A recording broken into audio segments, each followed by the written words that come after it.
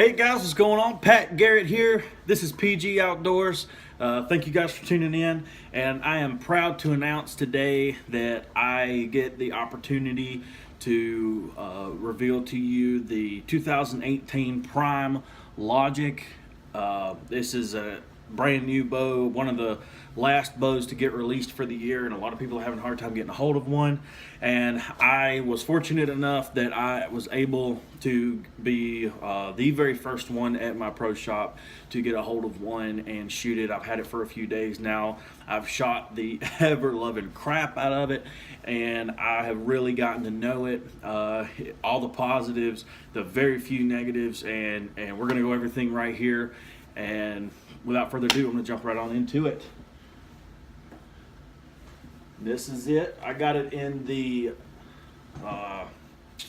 this is the First Light Cypher camo that I chose to go with. And the finish on this bow is pretty good. It's not, you can tell that it was hydro dipped, but it was not quickly done. They definitely took their time whenever they colored all of these components. Super stable limb pockets, by the way. That's probably the first thing I noticed about this bow, is that these limb pockets are incredibly stable. And as you will see if you've shot Prime in the past, that this is their very first ever split limb design. And let me tell you, it is buttery smooth and laser straight. This bow holds consistent as everything, and it shoots the same way every single time. I'll get into the accessories that I have on it a little bit later. So aside from the split limb design that they have, they actually widened the cams on this to get a little bit wider stance on it, and you'll notice that they used the same spacer here, and it forces, I don't know if you can see that or not, it forces that string to make constant contact with that inside wall, and then they cut these channels pretty deep in here to allow that string to have enough room to sit deep down inside there. That was a concern of mine at first. I was wondering, well, why is it pushing in? It almost looks like it's torquing a little bit, and it's not. It provides a super stable, solid platform, and had that not been like that, honestly, it probably would just be a Synergy Mini, and that's, I don't think that's what they were going for. I think that they liked the technology that they had in the Synergy. I enjoy the technology that they have in the Synergy, and they definitely transferred that over to this bow, but in a short 31 axle-to-axle split limb design, and just the way that they had to bring some of that engineering together definitely gave this bow some characteristics all its own, and all for the positive.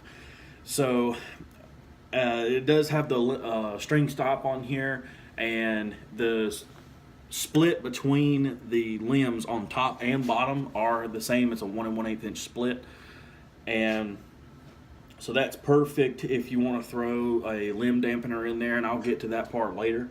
Later on in this video. I'm going to try not to let this thing run too long. The riser, it does have the swerve. It has the same swerve that the Synergy has in it, and I honestly, that it makes this bow hold so steady, and it keeps this bow dead in hand. I'm telling you, for an aluminum riser, this is incredibly dead in hand. I own a Hoyt Carbon RX1, and I've shot for all of the 2018 bows. I've shot all of the premier manufacturers, the pro shop manufacturers bows for 2018. Now with this one, this was the last one I had to test, and I have to say that the Hoyt RX1 is the deadest in hand of all of them, and this is number 2. This is absolutely number 2. Now, comparing a carbon and aluminum bow and a 32 or 33 to a 31 inch axle to axle is apples and oranges, and I understand that. However, I think for all of the 31 and under, the super short axle to axle bows, this is by far the deadest in hand that you can get, and comes at a pretty good price point. $10.99 is what I picked this bow up for, And if you're going to spend that much on a bow, you really can't beat this. For a short axle to axle, in my opinion. That's just my opinion. I tested a lot of bows, and to be 100% honest, we're splitting hairs on all of them. But that being said, this one definitely had a few things that were different, kind of eccentric outside of that group of bows that were all right there neck and neck, that really turned my head, and that's what made me interested in it. And ultimately, as you can see, I ended up with one. So the riser looks absolutely amazing, the way that they cut everything out. They have the top and bottom tapped holes here for the two-piece quiver that you can get through prime, and that's a pretty good system. I prefer one that I can kind of detach, like a QD mount or whatever, something that I can take off, throw in my pack, or hang up on a tree or whatever. Do a lot of spot install, but I don't mind sitting in a tree either. So I like to have that versatility, and that's really what me and this whole channel is about: is versatility, bang for your buck. What can you get? What is out there that you can get that it might not be the cheapest thing on the market, but it doesn't have to be the most expensive either to be absolutely competitive with those top-notch products. So that is what I see in this Prime Logic, is that it is a definite competitor. I don't think I'll be doing any 3D shooting with this bow unless I was just in a pinch, just simply because it's such a short axle to axle that it's just not something I've built my confidence in yet. I'm sure one day I will shoot 3D with this bow, but I'm just not there with it yet. I've got a lot of other bows that allow me to place first and second in meets every other weekend, and so until this gets to that point, then I'm going to stick with those. But during testing for this bow, we just had a whisker biscuit on it and nothing else, no peep sight or anything, and this bow was shooting inside the 9 ring at 10 yards consistently, just from a natural hold. And that's something that I haven't run into yet, and that's what turned my head, and I'll begin to explain to you why it does that. So if you look here at their swerve and where their hand is, the very top of that hand guard. All right, I'm big on putting my fingers on the front here, and notice that it has that flat back on that hand guard. That is something, for comfort-wise, you don't really see too often in hunting bows, because they're all about the ergonomic comfort. You're rucking through the woods and you need that comfort. Well, to me, that is the comfort. I don't necessarily need a custom, palm swell grip that I can get my hand around. I want it to be accurate, and I don't necessarily want to be sitting on a luxury hand rest here. I want it to be stout and consistent every single time, and that's what it does for you. The other thing is the weight balance of this bow. That way that they position their hand guard, if I didn't have a big old huge heavy sight on here, it is dead center of their bow. It's not too low and it's not too high. It is dead center of this bow, and that balances this thing ridiculously good. It's also cam heavy with those 2 cams, so you hold it and it naturally wants to just sit straight down like this. So when you're ready, you pop your shot and it goes right back down. It's a very natural, smooth in-hand bow. They have the Flexus cable roller system that allows it eliminates a lot of that cam lean as you go through your draw cycle, and really helps straighten this thing up. And that, added with the widening of these cams, definitely prevents this inside string from getting anywhere close to rubbing. And I know that's an issue that they've had in the past, and that is now a thing of the past. That I can promise you. And back to the whole deadness in hand thing, the way this bow actuates with the smoothness of the draw, whenever you release this bow, all of that energy, most of it is taken up by the top cam, is what produces the most power, because it rolls. And I noticed this whenever we did the draw, it pulls in, it takes up and lets out more string to allow that even not travel through the draw cycle and through the release. And because of that, this top limb, I don't know if it flexes a little more, but it definitely has a lot more power coming out of this top side than it does on the bottom side. And the top cams definitely are bigger than the bottom ones. And due to that, there's a lot more energy up top that has to come down through the bow. Now, you would think, oh, well, that's going to be a really shaky bow. It's not. They've worked some voodoo magic into this thing, and it's definitely not, okay? Just because it's a Prime and not a Matthews or a Hoyt, don't turn it down. Shoot this bow.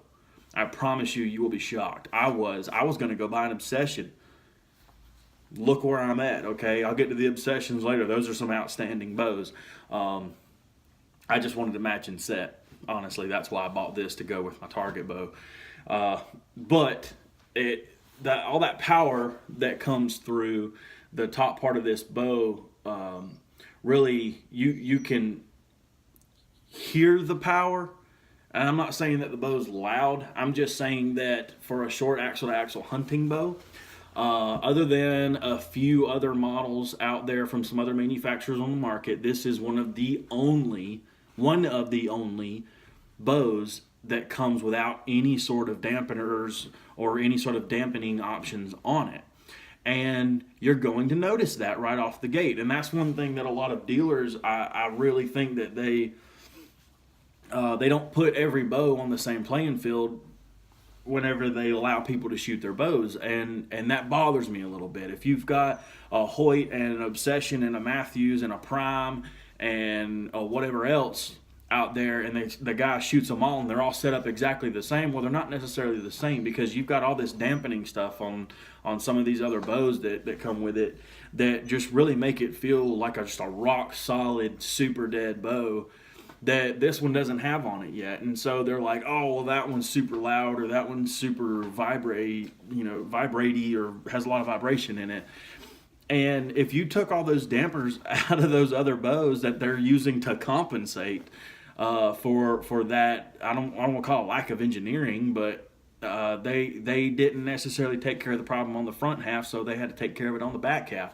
These guys didn't do that. These guys are straight up and honest with you. That's what this bow feels like. If you want it to be more dead in hand, go put some dampers on it. And that's exactly what I plan on doing with this bow, is putting a few dampers on it to kind of tame that down a little bit. And there's nothing wrong with that. That is part of archery.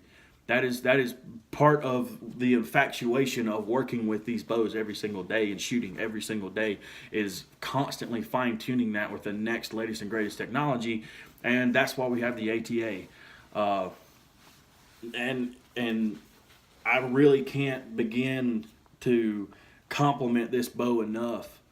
If you shoot it and take time with it and get to know it, this bow is the straightest, flattest, most consistent shooting bow. That's a 31 and a half or less axle to axle bow on the market, hands down. And that's my opinion. And I'm going to stick with that. I love my RX1. It's super cold to the touch, or I'm sorry, super not cold to the touch, I should say, because it's carbon and it is freezing outside. But it's super light.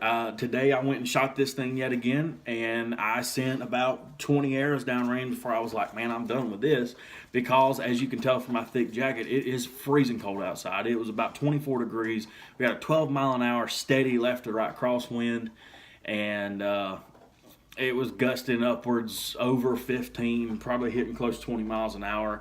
And I was shooting at 40 yards at first, and I was like, man, I just too much variables, and I'm not trying to lose arrows. I put a lot of work into building my arrows. So, and that is nothing to do with this bow. This bow was hitting the target. It hit them every time. I just was not confident, so I backed off, and it never missed for me. So, kudos to what this bow can do. And if you'll notice, I don't have a long stabilizer on here. I have a small little dampener on the end of this, just to kind of help weight the bottom of this so that it sits a little more level in my hand, because of the way I shoot, not because of the way the bow wants to sit. And that was just a personal thing for me. If I'm ever wanting to shoot steady, if I'm shooting, I was shooting 50 yards the other day, and I rang, my lowest shot that I made on a spot target was an 8. and I had this, and it was my first day that I'd ever shot the bow, and it had just been set up, and I wasn't even used to it. And lowest score I shot was an 8, and I only had a small. This is a 8 3/4 inch stabilizer that I had on the front of this thing, and that was it. I didn't have anything crazy. One day for giggles, I'm gonna throw this super long stabilizer on it and see just how good it could shoot. Even though that's really not its forte. This is a 50-yard and under tack driver, is what I'd call it. So that's what I'm running. I got a fixed 5-pin with the rheostat light on it, and absolutely love it. Big fan of these limb driver systems. This is a great bow to run a limb driver style arrow rest. This is the Trophy Taker. I'm sorry. Yeah, this is the Trophy Taker Smackdown Pro. This is my first bow that I've run this on, and I'm thinking about making the switch, because if you need to adjust this thing in the field, just untight and retight. You don't even need any tools if you're good enough to deal with it. I had that today where I was like, man, I could have, undone that and pulled it down, but man, I ain't got my my tools with me. What am I gonna do?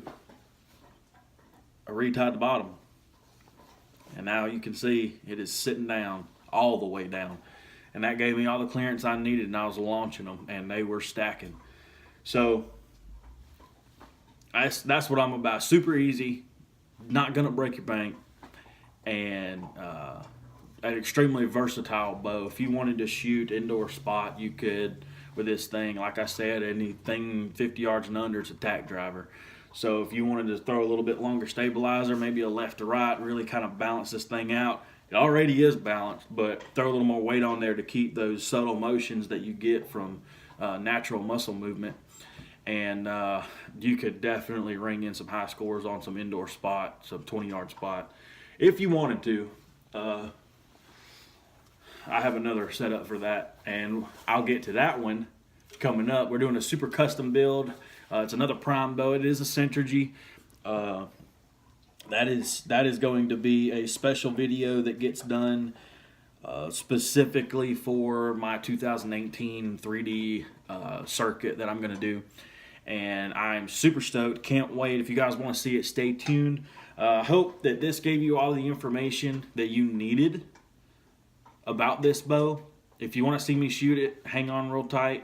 I'm going to throw some video at you of me shooting it, and just so you can kind of see how it shoots, kind of how it sounds completely bare. No dampeners, nothing to make you think that it's better than what it really is.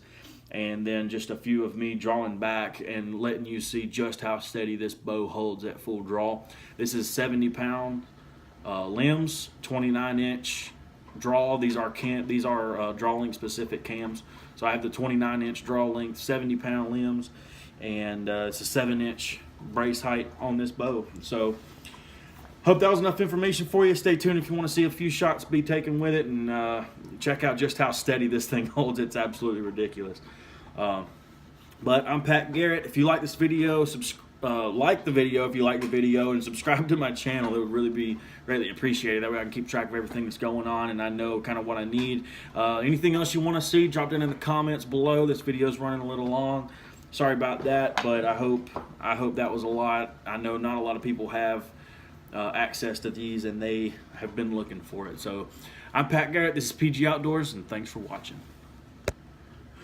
All right, guys, 2018 Prime Logic, 31-inch axle to axle. It's a 390 grain Victory VAP 350 spine arrow. Super small micro diameter, ultra micro diameter, I should say.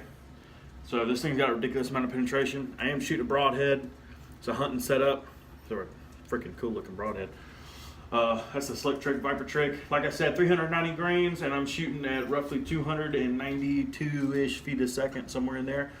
And at the very end of these few shots I'm going to take for you, you'll see a hold. I'm just going to hold it for about 20 seconds and let you see just how steady it will hold.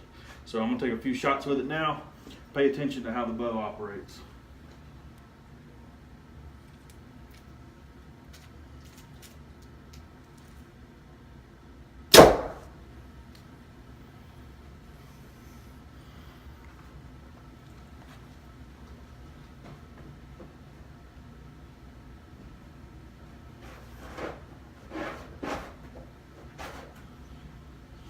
And FYI, this penetrates so heavily that it goes all the way up to here on the arrow, and in a block target, if you have a block target, you know that that is all the way out the back. So that is something to keep in mind. You have to put another target behind your target to catch these arrows. Absolutely outstandingly smooth drawing and smooth shooting bow. And I am shooting a 4-fletch on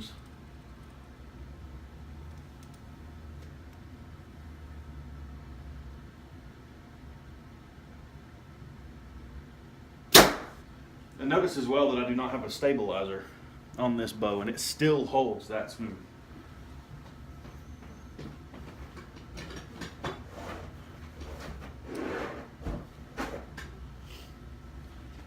Cannot give this bow enough props. Super excited. I'm actually going to take this thing turkey hunting on the second week of April. So I'm going to hopefully be able to make a video on that.